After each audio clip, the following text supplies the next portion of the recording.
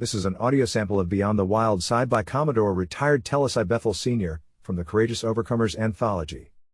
Bethel, Bethel, Bethel. Lieutenant Jackson Ritchie, my commanding officer, screamed above the piercing noise of a machine gun fire. It was shortly after midnight. I was below the deck of a large barge with my boarding team.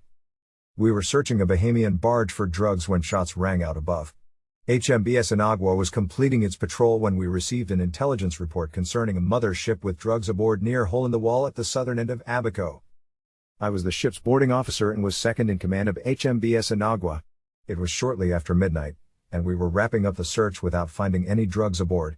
That's when Lieutenant Ritchie shouted my name. The boarding team and I ran up the stairs only to see the sky lit up with red tracer shots from Inagua's machine gun firing into the dark of night. After returning to Inagua, Lieutenant Ritchie quickly pointed in the direction of the tracer shots at a vessel that had just tried to ram our boat. It was the mother ship we were looking for earlier. The 80-foot Colombian vessel came to transfer its huge cargo of drugs to the Bahamian barge. Inagua had arrived a little too early. The unlit vessel's silhouette could barely be seen. Lieutenant Ritchie ordered me, Able Seaman Andrew Hamilton, and Ricky Seeley to board the vessel. As we were preparing to jump aboard the boat, he instructed us to arrest the men hiding and secure the ship. Inagua then pulled off to give chase to a second vessel that was escorting the mother ship. It had been a busy, rigorous morning but well worth our effort. We arrested about 13 Colombians with over 700 bales of marijuana aboard their boat, retrieved a Colombian from the shark-infested waters, and another who was shot in the arm during the incident, and caught the second vessel that tried to escape. The year was 1982, it was my first year on the front line at sea. The action-packed event was one of the numerous maritime operations the Inagua crew had experienced during the peak years of the drug trade. That was life on the waters of the Bahamas. We patrolled our waters with pride to safeguard the nation while many remained unaware of what was happening within our maritime borders. In the larger scheme of things, we were mere specks on the sea, but we had a purpose and were prepared to relentlessly guard our heritage. My father's influence.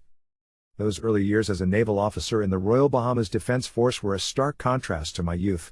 For the most part, my life was meaningless. My vision was to be like my dad, Tellis Alonzo Bethel, a man who in my eyes, was larger than life. He was Sir Tab, having been knighted by a friend in a local bar. Dad was a lover, entertainer and poet, and the man who could drink any of his barmates under a table. Upon leaving any drinking establishment, his byline was a glass of rum for the road, with the police as the chaser. He was my hero, and I adopted his habits very early. Dad kept me and my two brothers close to him on weekends, teaching us the tricks of the trade. We learned how to drink and how to chase women. He had a way of approaching women and captivating their attention with the best lines. On one occasion, I saw him look a lady in her eyes and, with the most romantic voice, say, "One look at you," and I was lifted as by a tidal wave to the foamy crests of love and ecstasy. Her heart melted after hearing those words. Well, one day, with just him and me in the car, Dad pulled to the side of the road with urgency and, in true form, leaned over and forcefully flung my door open, shouting with mischievous enthusiasm, "Sick 'em, boy! Sick 'em!" We laughed, but the young ladies ran away terrified. I don't think the drinking pulled me in, it was Dad's charisma. He had a way of endearing people to him, especially when he belted out songs in his melodic operatic voice. His friends called him Mario Lanza, after the great American opera singer. Dad left school at 14 to help his father support their large family. He worked himself through the ranks at the Bahamas Telecommunications Corporation, beginning as a telegraphist, Morse code operator, and eventually becoming a model manager. He was a natural comedian who made many laugh. I always admired Dad's work ethic. He was always one of the first on the job, and even though he was a manager, he was not afraid to roll his sleeve and do the dirty work himself. Though Dad appeared to be the happy family man on the outside, our home life was difficult. Our mom, Lori Dean Bethel, was a typical island girl who wanted nothing more than to have a loving family. Her mother died when Mom was 7, so she lived with her aunt, who raised her with her family. Life was hard for her and her two siblings of the same parents. Mom didn't see much of her father back then, who was a Rose's Long Island man. She constantly warned her sons not to have outside children, reminding us that she was a bastard, a common term used in those days for a child born out of wedlock. It was clear to my siblings and me that all Mom wanted to do was to love Dad, but his drinking habits and abusive behavior were getting the best of him. Many a weekend, we heard Mom crying when Dad got in a drunken stupor, which almost always led to him physically abusing her. Unfortunately, Mom was not alone in this dilemma. Several of our neighbors' wives were going through the same experiences, suffering quietly in their homes. Spending summer breaks in the family islands was one bright spot in those dark days. I enjoyed those happy-go-lucky days on Long Island with my cousins. Island life was a striking contrast to life in New Providence. I also had the opportunity to spend summers in Eleuthera, Grand Bahama, Rum Cay, and Abaco with relatives and friends of the family. From the moment the plane landed, I realized I was in another world. My cousins in Long Island taught me how to fish, make slingshots, hunt birds, and every other thing island boys did. Their father, Uncle Ormond, and his wife, Aunt Patsy, my mom's sister, were hard-working people living off their farm. I remember quite clearly Aunt Patsy making what we called island bread and ironing with a gooseneck iron heated by an outside fire. I was so used to seeing Mom go to the grocery store in Nassau that I had taken it for granted how we got the food or where it came from. I also remember being awakened before dawn to watch Uncle Ormond slaughter a pig. After tying its legs, Uncle Ormond shot the pig between his eyes, cut its throat for the blood to drain, and within hours he had dehaired and portioned the meat for our meals and to share with neighbors. Those were some of the most amazing days of my life. I came to see the beauty of our country and fell in love with our waters. The age of rebellion. However, the sad day came when Dad called Mom and told her to pack up and be out of the house with the children before he returned home. Not knowing what else Dad might do, Mom bundled us up and left the home they had built together.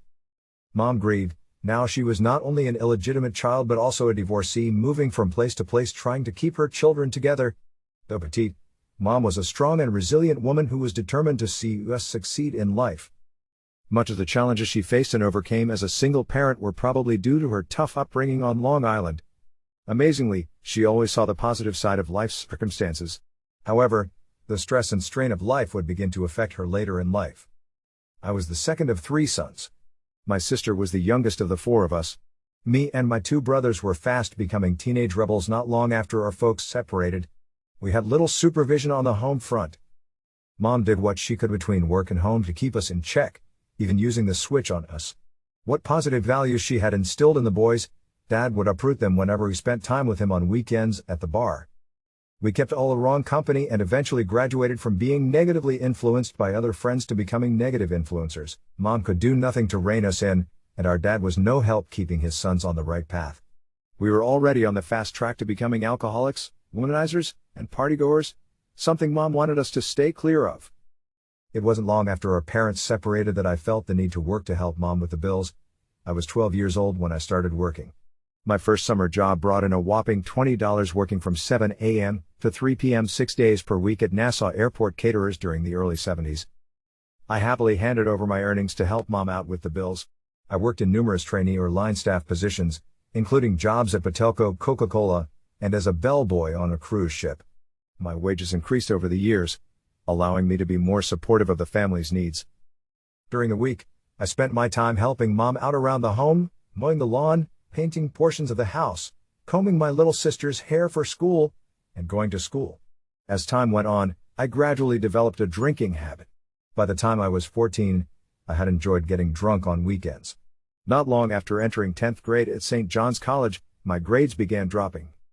I also added falling in love and crashing parties on weekends to my nefarious portfolio. In short, I practiced the art of being an angel by day and a devil at night. One day, a 10th grade teacher at St. John's College, Mr. Yearwood, pulled me aside and told me I could be a better version of myself if I would stop playing the fool. This has been an audio sample from Courageous Overcomers Anthology.